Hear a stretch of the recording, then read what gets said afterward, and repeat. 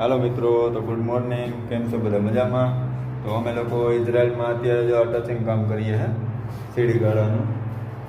તો ત્યારથી ઇઝરાયલમાં આવ્યા ને ત્યારનો આ સીડી ગાળામાં પ્લાસ્ટર અમે કર્યો, પુટી અમે મારી અને હવે ટચિંગ અમે કરીએ અને લગભગ કલર પણ અમારે જ મારવાનો થાય.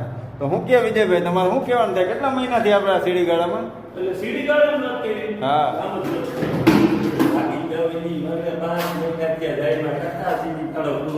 બે સીડી છે નહીં? હજી બે તો બાકી પડી. 10 સીડી આ 10 માળની સીડી આ બાજુ છે, 10 માળની સીડી ઓલી બાજુ છે.